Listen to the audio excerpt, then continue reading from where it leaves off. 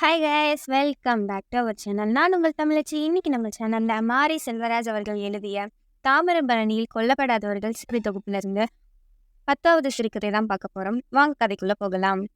நான் இப்போது உங்களை அழைத்து வந்திருக்கும் இடம் என் கிராமத்தில் உள்ள காளாசாமி கோயில் தெருவிற்கு. ஏன் எதற்கு என்று கேட்கிறீர்களா?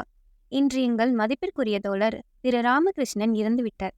அவர் சாதாரணமானவர் அல்ல. காளாசாமி கோயில் தெருவின் முதல் அடையாளம், எங்கள் கிராமத்தின் முதல் அங்கீகாரம். ஒரு வாசியாக அவருக்கு அஞ்சலி செலுத்த வேண்டியது என் கடமை. ஆகையால் தான் என்னோடு என் நண்பர்களாகிய உங்களையும் இங்கு அழைத்து வந்திருக்கிறேன். அதோ பாருங்கள், 10 வீடு தள்ளி தெரியும் அந்த வேப்ப மரத்திற்கு அடுத்த வீடுதான் தோழரின் வீடு. பாருங்கள் எவ்வளவு கூட்டம், கேளுங்கள் எவ்வளவு அழுகை. ஆமாம், யாராலும் தாங்கிக் கொள்ள முடியாதது அவரது இறப்பை. ஏனென்றால் அவர் வாழ்வு அப்படி. அவரை பற்றி சொல்வதற்கு முன் அவர் வாழ்ந்த ஆட்சி செய்த காளாசாமி கோயில் தெருவை பற்றி உங்களுக்கு சொல்லிவிடுவது என் அவசியம் என்று நினைக்கிறேன். காளாசாமி கோயில் தெருவில் 4 வேப்ப மரங்களும் ஒரே ஒரு புளிய மரமும் இருக்கிறது. அப்புறம் ஆங்காங்கே நீங்கள் பார்த்து முகம் சுளிப்பது போல முள் மரங்களும் வளர்ந்து கிடக்கிறது. 8 மின்கம்பங்கள் இருந்தாலும் 3 மின்கம்பங்களில் விளக்கு எரியாது. அங்கு அலைந்து திரியும் நாய்களை கணக்கிட்டால் 9 தேரும். 4 கடிநாய் அதில் ஒன்று கர்ப்பம் தரித்து திரிகிறது. உங்களுக்கு குறுக்கே ஓடும் பூனைகளை கணக்கிட முடியாது. ஏனெனில் இங்கு அடுத்த தெரு பூனைகளின் அத்துமீறலும் அடாவடித்தனமும் அதிகமாகவே இருக்கும். எல்லா தெருவையும் போல மழை தண்ணீர் கிழக்கு நோக்கி பாயாமல் மேற்கு நோக்கி பாயும் வசதி கொண்ட தெரியுது. கிழக்கிலிருந்து முதல் வீட்டில் வசிப்பவர் சுந்தரராஜ். கெம்லாபாத் ஷாகும்ஷா மீவிடம் 20 வருடங்களுக்கு மேலாக உழவனாக இருந்து வருகிறார். 4 பெண் பிள்ளைகளுக்கு அப்பாவான இவர் ஷாகும்ஷா மீதுவின் அத்தனை விவசாய நிலங்களையும் தன் முழு பராமரிப்பில்தான் பார்த்து வருகிறார். என்றாவது ஒரு நாள் அது தனது நிலமாகிவிடும் என்ற நம்பிக்கையில். இடப்பக்கம் 2வது வீட்டில் வசிக்கிறார் கண்ணகி சித்ரா. கண்ணகி என்பது அவளுக்கு தெருவில் வைத்திருக்கும் பட்டப்பெயர். கணவன் மாரடைப்பில் 3 வருடங்களுக்கு முன்தான் இறந்தாள். இவள்தான் கொன்றதாக ஒரு பேச்சும் உண்டு. 2 பிள்ளைகளோடு சாம்புரையன் ஐயர் வீட்டில் உழவு பார்க்கிறாள். காலையில் குழந்தைகளை எழுப்பும் போது மொத்த தெருவையும் எழுப்பும் சத்தம் அவளுக்கு. கோபம் வந்தால் தன்னை பற்றிய ரகசியங்களை தானே போட்டு உடைக்க. அப்படித்தான் ஒரு நாள் அரபு வயலி, என்னைய யாருன்னு நினைச்சிட்டீங்க? நான் மொட்டை பிராமணன் சாம்போரையன், கவட்டையில கஞ்சி காய்ச்சி குடிச்சவடி என்று கத்தி அவளே அம்பலப்பட்டு போனாள். அடுத்த 3 வீட்டிலும் ஆள் இல்லை. ஒரு குடும்பம் திருப்பூர் பனியன் கம்பெனியில் வேலை செய்கிறது. மீதி 2 குடும்பங்கள் ஜாதக தோஷம் இருப்பதாக மேல கடும்பாவிற்கு ஏனோ குடிபெயர்ந்து போய்விட்டார்கள். 6வது வீடு ஊமையன் இளங்கோவன் வீடு. வாழ்நாள் முழுவதும் பொய்யே பேசாதவன். பாவம், பிறவி ஊமை. அம்மா வேறு இல்லை. அப்பாவோட குடி செலவுல இருந்து குண்டியில கட்டுற வேட்டி வரைக்கும் ஊமையனோட சம்பாத்தியம்தான். எல்லா வேலைக்கும் போவான். உங்களுக்கு ஒரு ரகசியம் சொல்றேன். கண்ணகி சித்ராவோட 2வது பொண்ணு 8வது படிக்கிறா. அவளை தான் ஊமையன் காதலிக்கிறான். ஆனா அந்த பொண்ணு இன்னும் வயசுக்கு வரல. அந்த 7வது வீட்டை பாருங்க, அங்கதான் அதுல தான் கற்பகம் அக்கா இருக்கா. கற்பகம் அக்காவிற்கு 34 அல்லது 35 வயது இருக்கும். இன்னும் கல்யாணம் ஆகல. ஆனா 7 வயசுல ஒரு பொம்பளை பிள்ளை இருக்கு. அந்த கொடுமையை எப்படி சொல்றது? பூவானிலிருந்து ஆத்தாவோட சமஞ்ச குமரியா பொழப்புக்கு இங்க வந்தாங்களாம். வந்த 3 வருஷத்துல அம்மாக்காரி செத்து போக தனியா இருந்து எல்லாருடைய காட்டிலும் வீட்டிலும் வேலை பார்த்து வயிற்ற கழுவிக்கிட்டு இருந்த அவளுக்கு எவனோ பெருங்கூலியா புள்ளைய கொடுத்துட்டான். அவளும் தானே பெற்று தானே வளர்த்துக்கிட்டு இருக்கா. இப்ப கூட ராத்திரி 10 மணிக்கு மேல ஆம்பளைங்க வீட்டுல தங்கலனா எல்லா பொம்பளைங்களுக்கும் கற்பகம் அக்கா தான் பலிக்கடா. ஆனா விடிஞ்சா சிரிச்சுக்கிட்டே கூப்பிட்டு பாத்திரம் தேய்க்க சொல்லுவாங்க. அவளும் சிரிச்சுக்கிட்டே தேய்க்கிறா. 8வது வீட்டுல சூதாட்டம் கணேஷ் இருக்கான். எப்பவும் சீட்டாட்டம் தான். தோத்தா சண்டை, ஜெயிச்சா சரக்கு. ஏற்கனவே அக்காவும் தங்கச்சிமாவே 2 பொண்டாட்டி. இது போதாதுன்னு கருங்குள ஹையர் செகண்டரி ஸ்கூல்ல 10வது படிக்கிற தங்க ஆசாரி பொண்ணு மாரியம்மாவிலையும் காதலிக்கிறான். என்னைக்கு அசிங்கப்பட போறாங்களோ. 9வது வீடு தான் என் வீடு. கதை சொல்லியின் வீடு என்று வைத்துக்கொள்ளுங்கள். சொல்றதுக்கு பெருசா ஒன்றும் இல்லை.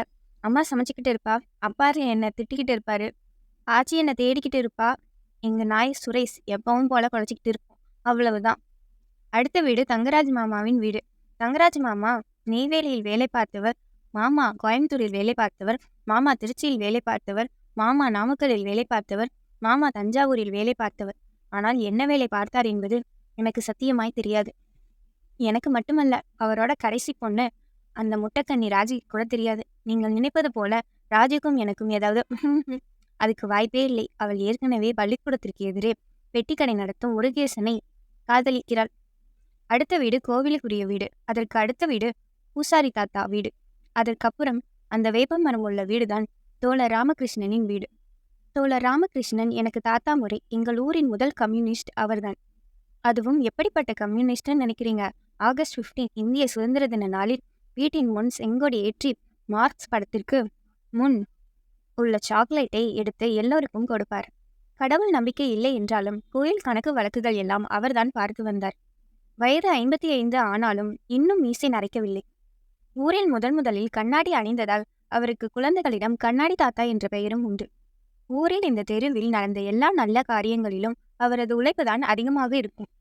அதோ அந்த வாட்டர் டேங்க், அதை அவர்தான் நடு ரோட்ல எங்க தலைய வச்சு பஸ் மறியல் செய்து கட்ட வைத்தார். அந்த சமுதாய நலக்கூடம், விவசாய சங்கம், ஒளிக்கழிப்பறை எல்லாம் அவரால், அவர் போராட்டத்தால் வந்ததுதான். பாண்டியன் தெரு மக்களுக்கு காலனி வீடுகள் கட்டித்தர சொல்லி திருவைகுண்டம் தாலுகா ஆபீஸ் முன்னாடி 3 நாள் உண்ணாவிரதம் இருந்திருக்கிறார்.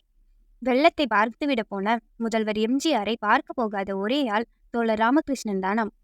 பேட்டைக்குளம் நீர்ப்பாசன மடையை இந்த வருடம் சரியான நேரத்தில் திறந்துவிட்டதில் அவர் நடத்திய போராட்டத்தை எப்படி சொல்ல? ஆனா பாவம், மனுஷனுக்கு பிள்ளையும் இல்ல, பண்டாட்டியும் 10 வருஷத்துக்கு முன்னாடியே போயிட்டாங்க. பங்குனி சித்திர மாசம் கோடையில மழை பெய்வதே ராமகிருஷ்ணன் இருக்கிறதுனால தானே கிழவிங்க கூட பேசிக்குவாங்க. நாங்க கூட தோழர் ராமகிருஷ்ணன் ஐயாவுக்கு சாவே கிடையாதுன்னு தான் நம்பினோம். ஆனா இன்னைக்கு தூக்கத்துல அவர் உயிர் பிரிஞ்சு போச்சு. சகப்பு துண்டு மனைவி சிவகாமி படமும் அவர் நெஞ்சு மேல கிடந்துதாம். எல்லோரும் சொன்னாங்க. பக்கத்து ஊரு காரங்க, கட்சிக்காரங்க எல்லாரும் வாராங்க. கூட்டம் அதிகமாகறதுக்கு முன் வாருங்கள், அந்த நல்ல மனுஷனுக்கு அஞ்சலி செலுத்தி விட்டு வரலாம். அங்க பாருங்க உண்மையை கிடந்து அழுகிறத, எப்படி அழாம இருப்பான்? தோழரின் சைக்கிள் சிநேகிதனாச்சே. ஒருவேளை பிள்ளை இல்லாத தோழர் சடலத்திற்கு ஊமையன்தான் கொல்லி வைப்பான் போல. பரவாயில்லை, கணேசன் என்று போதே ஏற்றாமல் எல்லா வேலையும் பார்க்கிறான். ஆனா தங்கராஜா மாமா எதுக்கு இப்படி தேம்பி தேம்பி அழுகிறார்? வாருங்கள் பக்கத்தில் போய் பார்ப்போம். இதுவரைக்கும் 10 ஊருக்கு என்னைய வேலைக்கு அனுப்பி வச்ச மகாராசா ஊட்டிக்கு அனுப்புறேன்னு சொல்லிட்டு அனுப்பாமலே போய் சேர்ந்துட்டீங்களே ஐயா. சீச்சி, ரொம்ப முக்கியம் ஒரு ஊட்டிக்கு போறது. வாங்க நம்ம அந்த பக்கம் போகலாம். ஐயோ, அங்க பாருங்க, கண்ணகி சித்ரா பின்னாடி கற்பகா அக்கா தன் மகளை கையில பிடிச்சபடி தண்ணீரை தேக்கி வச்சு ஏதோ முணமுணுக்கிறா. என் மகளே ராசாத்தி, அடியே சண்டாளி, அங்க பாரு, அதோ சந்தன தேய்ச்சி புதுமாப்பிள்ள மாதிரி படுத்திருக்காரே அவர்தான், அந்த கிழவர் தான், அந்த ராசாதான் உன் அப்பா. அவர் ஊருக்கெல்லாம் அலைஞ்சு திரிஞ்சு கஷ்டப்பட்டாலும் நம்ம வீட்டு திண்ணையில மட்டும்தான் பருத்திக்கிறது. என் செல்ல மகளே, ஒருவேளை அந்த கொடி இல்லை என்றால் உனக்கு என்றோ முத்தம் கொடுத்திருப்பார். என் மகளே, அவரை நன்றாக பார்த்துக்கொள். உனக்கு கட்டிப்பிடித்து கொள்ள வேண்டுமென்றால் தோன்றினால் கட்டிப்பிடித்துக்கொள். அவரும் மனுஷன்தான் என்பதற்கு ஒரு சாட்சி நீதான் மகளே. முத்தம் கொடுக்க வேண்டுமென்று நினைத்தால் தாமதிக்காமல் முத்தம் கொடுத்துவிடு. கல்லால் எறிந்து அவர் மண்டையை உடைக்க நினைத்தால், அவர் முகத்தை உன் நகத்தால் கிழிக்க நினைத்தால் கிழித்துவிடு. இனி ஒருபோதும் உன் அப்பா யாரென்று உனக்கும் இந்த ஊருக்கும் நான் சொல்லப் போவதில்லை. ஆம், இனி என் மகளே, இனி நீ நாகும் வரை உன் அப்பா யாரென்று மட்டும் என்னிடம் கேட்டுவிடாதே என் செல்ல மகளே. என்னை மன்னித்து விடுங்கள். மிகை ஒழுக்க யோகியவான்களாக உங்களை எங்கள் தெருவிற்கு, இந்த இழிவு வீட்டிற்கு அழைத்து வந்தது என் தவறுதான். அதற்காக என்னை மன்னித்து விடுங்கள். வாருங்கள், நாம் கிளம்புவோம். நாம் வாழும் நகரங்களில் நமக்காய் நிறைய வாழ்வியல் கருத்தரங்கங்கள் நடந்து கொண்டிருக்கிறது. இதோட தாமிரபரணியில் கொல்லப்படாதவர்கள் சிறுகதை தொகுப்புல 10வது ஸ்டோரி முடிஞ்சிருச்சு. அடுத்தடுத்த ஸ்டோரியை அடுத்தடுத்த வீடியோவில் பார்க்கலாம். இந்த வீடியோ உங்களுக்கு பிடிச்சா லைக் பண்ணுங்க, கமெண்ட் பண்ணுங்க, ஷேர் பண்ணுங்க. மறக்காம தமிழகம் சேனலை சப்ஸ்கிரைப் பண்ணுங்க. நன்றி.